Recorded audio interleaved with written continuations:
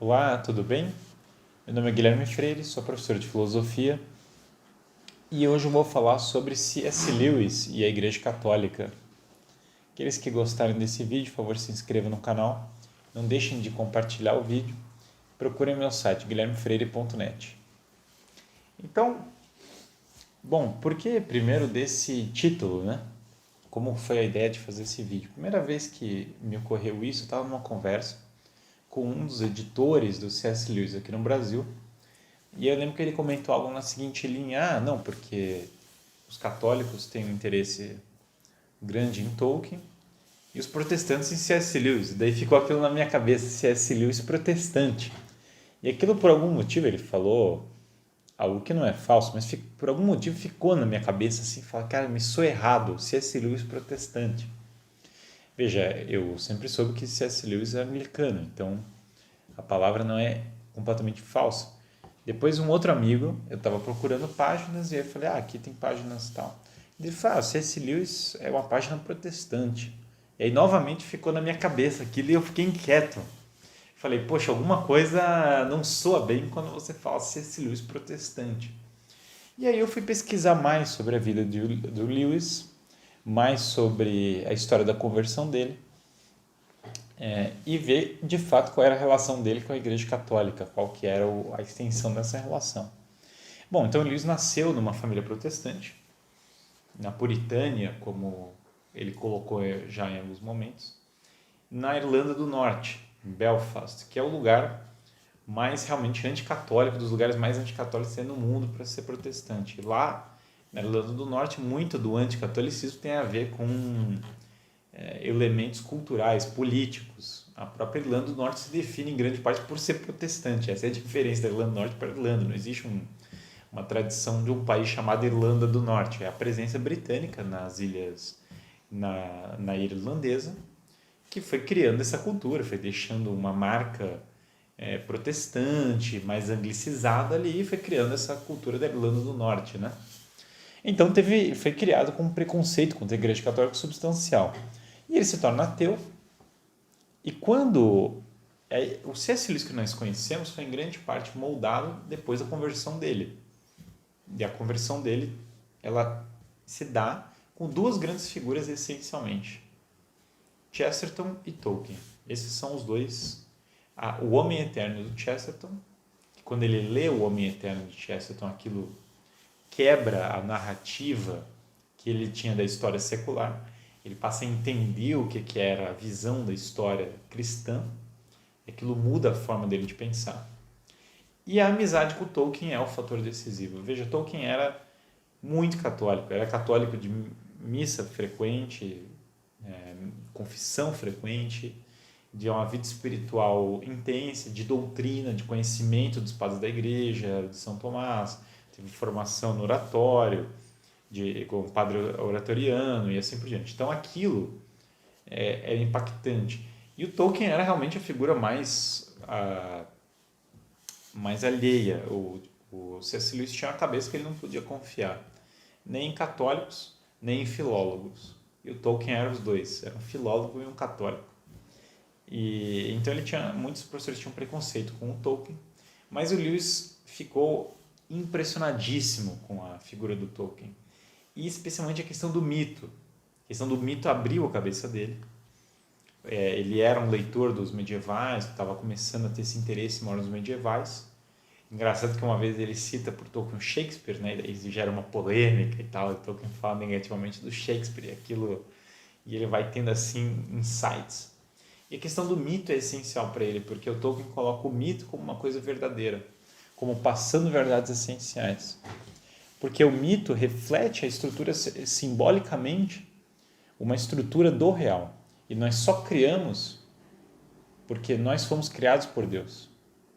Portanto, a nossa criatividade, ela segue as regras de um mundo criado. E eu estou aqui mostrando para ele como a catástrofe, a eucatástrofe, como na literatura a queda e a redenção ecoam a grande e principal história do mundo, que é a cruz e a ressurreição.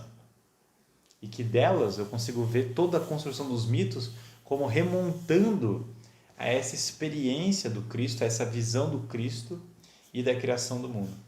Então, um mundo que é naturalmente ordenado, que tem uma ordem própria, e essa ordem nos direciona para o bem, e, portanto, para o bem da criação, e o ápice disso para a cruz e para a ressurreição. E aí ele vai vendo como a figura do mito, longe de afastar as pessoas da verdade, na verdade é um canal para as pessoas voltarem para a sanidade, para a verdade. E aquilo mexe demais com a cabeça dele e vai culminar. Eles vão ter uma noite de discussão longa, em que Lewis vai ficar discutindo com o Tolkien de tudo e tal, passando por esse momento da leitura do Chesterton, e ele se convence primeiro que Deus existe. Então, essa é uma marca da vida do C.S. Lewis. Ele se converte sempre progressivamente. Vai passo por passo. Ele nunca teve assim uma conversão fulminante com a doutrina completa dele do dia para o outro. Embora ele, numa viagem de moto, ele tenha aquele momento que é o insight que ele se percebe como cristão, né? Mais ou menos como Paulo, no caminho de Damasco, ele tem assim um insight no caminho.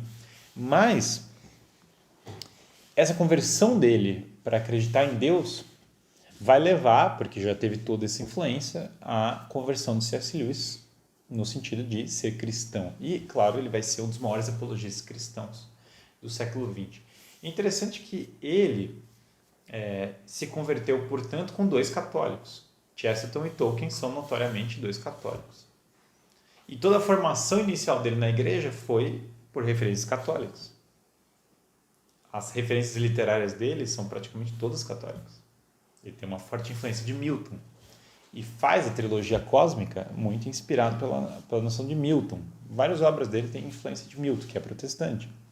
No entanto, Dante, os autores medievais, o próprio Boécio, que ele admira, todos os conceitos filosóficos, Agostinho, são todos católicos. Então, o imaginário do Lewis vai sendo formado por vários católicos. E aí, ele, quando se converte, a expectativa do Tolkien é que ele se convertesse ao catolicismo. Mas aí, ele, como insistente e como irlandês do norte, assim, firme, não se converte ao catolicismo, mas se torna anglicano. Então, tendo esse elemento presente. Aquilo aborrece o Tolkien substancialmente. Uma coisa que vai aborrecer o Tolkien na vida inteira do Tolkien, acho que até a morte do Tolkien ele é aborrecido com esse fato. Agora, então tudo bem, o Lewis se converte ao anglicanismo, certo? Por influência de dois católicos, e começa a frequentar a igreja. Então, nesse contexto, ele começa a fazer apologética cristã, começa a escrever os livros. E aí é interessante quando nós lemos os livros de ficção, porque nós vamos ver lá Crônicas de Nárnia. E a primeira vez que eu fui ler os Crônicas de Nárnia, uma coisa que me chamou muita atenção, muito para fora do esperado, foi a figura do Peter. Porque lá está a história, e aí tem um Pedro, uma figura chamada Pedro, que é um destaque substancial. Mas veja, C.S. Lewis é protestante, como que ele coloca o fiel escudeiro do Aslan como Pedro? Veja, ele é um protestante muito bíblico, então ele está seguindo a própria Bíblia, certo? Ele está seguindo a tradição bíblica, e não que necessariamente em tudo, Pedro, que é o rei alto, o High King da Crônicas de Nárnia, figura realmente que simboliza a firmeza, seja Simão Pedro em tudo. Claro, não é bem assim que acontece. Mas, de fato, Lewis não usaria o nome desse completamente aleatoriamente. A influência bíblica é evidente nesse ponto. Na trilogia cósmica, no segundo livro da trilogia cósmica, salvo engano, no segundo ou terceiro, tem um diálogo em que eles começam a discutir. Daí ele fala sobre a Inglaterra, eles começam a discutir. E aí fala assim, não, e os reis? Não, na Inglaterra não tem mais reis. E os bispos? Não, nossos bispos, não sei o quê. E aí a história vai toda progredindo e você espera que se pergunte do Papa, certo? E o Lewis poderia perfeitamente ter colocado a figura do Papa e falar, não, Papa...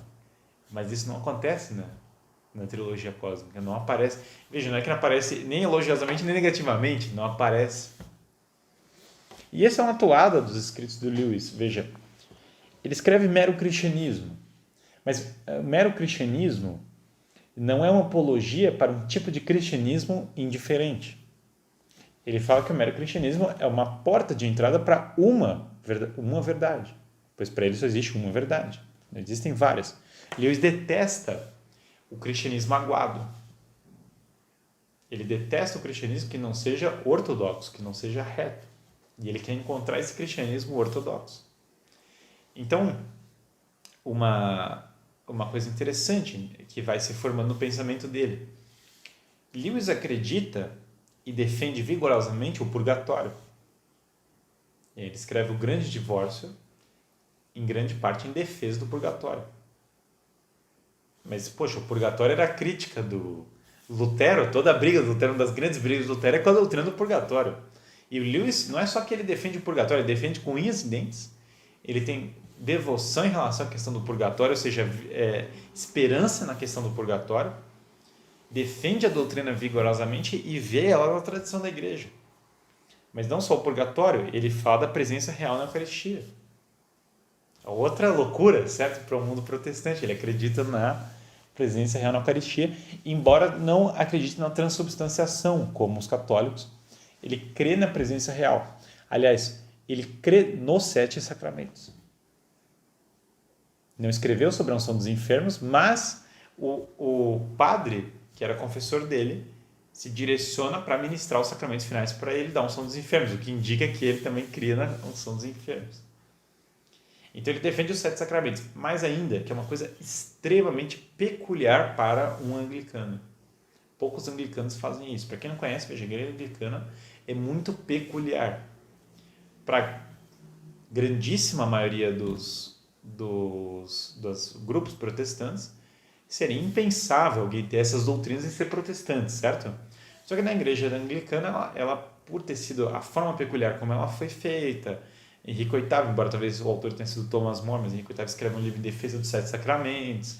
Então ele era católico, só que ele queria se divorciar e se separa da igreja. Então esse é um fato que cria peculiaridades na igreja anglicana que nenhuma outra teria. E ele defende os 7 sacramentos. Além de crer na presença real, ter devoção aos sacramentos da Eucaristia, portanto, devoção ao Cristo Eucarístico, ele se confessa semanalmente com confissão auricular, ou seja, falando com o padre e confessando os pecados. E ele crê desse modo. Ele tem dúvidas muitas vezes sobre a questão da intermediação da Virgem Maria porque ele tem medo da idolatria, que é uma dúvida comum entre protestantes. Tem medo, será que não é idolatria? Que não é falsa essa leitura. Mas ele tem medo disso, que é um medo correto. Os católicos também são contra qualquer tipo de idolatria à Santíssima Virgem. Então, é um medo que tem um fundamento de verdade, mas que é infundado na tradição da igreja. No entanto, ele se refere a ela como Blessed Virgin Mary. E tem, de fato, uma certa devoção à Virgem nesse sentido, embora não sinta desconfortável, às vezes, em rezar pela intercessão dela, ou pelo menos nos anos 50 ele manifesta assim, embora, como Joseph Pearce, que escreveu um livro C.S. Lewis e a Igreja Católica, que é um livro maravilhoso, que recomendo muito, escreveu bem, o C.S. Lewis vai saindo de mere Christianity, ou seja, de mero cristianismo, para mais cristianismo, ou seja, ele vai indo na linha de ter uma doutrina cada vez mais definida. Outra coisa peculiar, o padre que era confessor dele, era extremamente high church, que na Inglaterra é a parte da igreja anglicana que é mais próxima à igreja católica, e propagava a devoção do Santo Rosário. Pedia que os fiéis rezassem o Santo Rosário. Isso o padre confessor do Lewis. Ele era amigo de uma freira que era extremamente high church também, que era anglo-católica. Na igreja anglicana tem essa figura dos anglo-católicos. E essa freira, que era amiga dele, propagava várias devoções desse tipo. Devoções extremamente católicas. Então, veja, quando você vai vendo a doutrina do Lewis, por tudo que eu falei, ela parece mais católico protestante. E, mais ainda, ele questiona a autoridade do Papa, a primazia de Pedro. Bom, se ele aceitasse a primazia de Pedro, daí ele evidentemente teria largado a igreja anglicana. Isso é um fato. Porém, ele se recusa a criticar exatamente a primazia de Pedro. E isso, quando os vários interlocutores católicos, a gente vê no diálogos dele com Tolkien, no diálogo dele com todos, ele não consegue ver essa crítica, mas ainda, toda a referência dele, imaginativa, muitas vezes são católicos medievais. Então ele não consegue ver, quando uma pessoa questiona ele firmemente sobre isso, ele fala, olha, Para você, você acha que eu estou cheio de heresias, certo? Eu só acho que você tem uma tradição diferente da minha, que é uma coisa que te faz bem, falando isso para um católico. Ou seja, quando ele vai responder a questionamento católico, ele responde desse modo.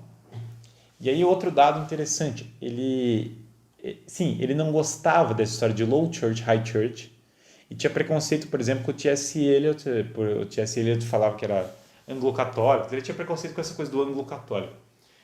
Mas por que ele tinha preconceito? Quando você vai ver a argumentação, ele fala, bom, porque os caras usavam babador, né? aqueles enfeites, não sei o que, pomposos, e aquilo desagradava a ele. Só que na prática ele ia na igreja, confessava com o padre e tinha todos os amigos dele numa linha que era extremamente próxima da igreja católica. O que não é estranho, porque os amigos dele são todos católicos. Então quando o Tolkien, quando ele defende o purgatório, entre o círculo de amigos deles, muitos são católicos, aquilo foi bem recebido. Claro, o Tolkien tinha várias críticas à obra dele, até muitos comentadores vão mostrar isso, que o Tolkien influenciou muito mais o C.S. Lewis do que o C.S. Lewis do Tolkien. Esse é um fato assim, bastante claro. Mas não deixa de ser fantástica toda essa jornada dele. E aí ele vai, claro, ao longo da vida, cada vez mais se aproximando da Igreja Católica. Uma vez perguntaram para o Russell Kirk, falaram assim, olha, C.S. Lewis, se ele tivesse mais 5 anos aí de vida, ele teria sido católico? Aí o Kirk falou, provavelmente sim.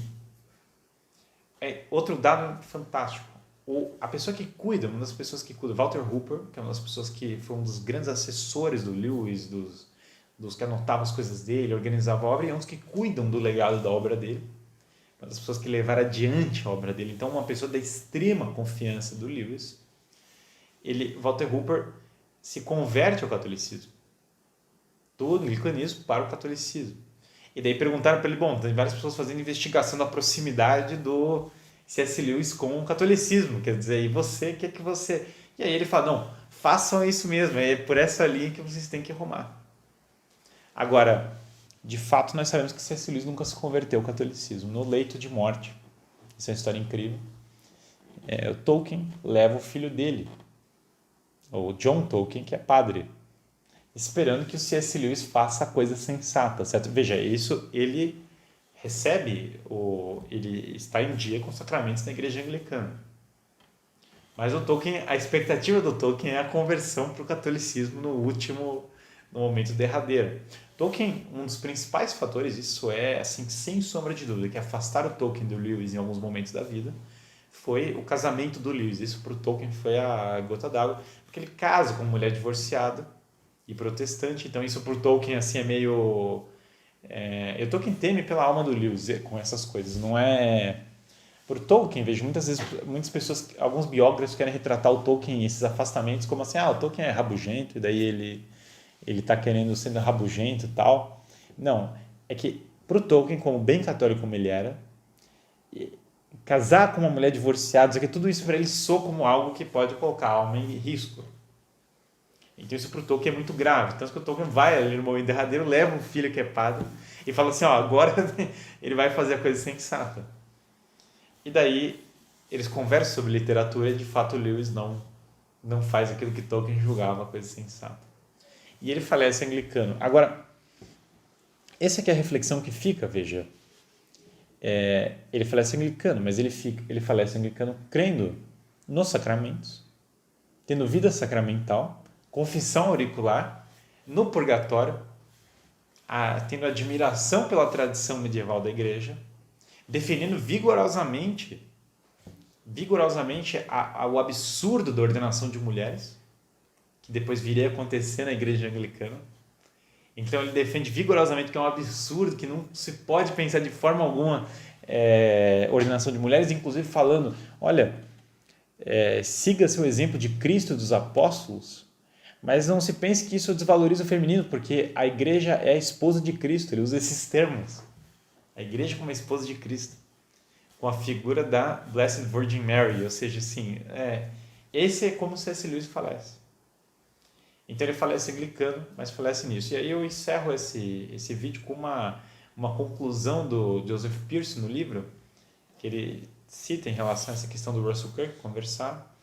E aí Aliás, eu até esqueci uma coisa importante de ressaltar também, a gente não pode menosprezar como um professor de Oxford, que eles foram figuras de Oxford, como Lewis e Tolkien, a influência do cardeal Newman. Obviamente, essa influência está presente ali, pairando. O cardeal Newman que foi anglicano e virou cardeal na Igreja Católica, né? Então essa é uma influência pairante ali também. Mas enfim, em relação a isso, eu gostaria de encerrar com uma parte do Joseph Pearce, que ao comentar, né, essa frase do Kirk no livro, fala assim, olha, em resposta a isso, se ele teria virado católico, bom, se ele estiver no purgatório, como ele acreditava de fato que iria rumar para o purgatório, então hoje certamente ele é católico, lá no purgatório. Então com isso nós encerramos esse vídeo. Eu acho maravilhoso, acho que o Tolkien teria gostado muito de ver o Lewis no purgatório. Se o Tolkien for para o purgatório, eu gostaria muito de encontrá-lo lá. E é isso, gente. Quem gostou, não deixe de se inscrever, compartilhem, não deixem de mandar seus comentários e procure meu site guilhermefreire.net. Muitíssimo obrigado.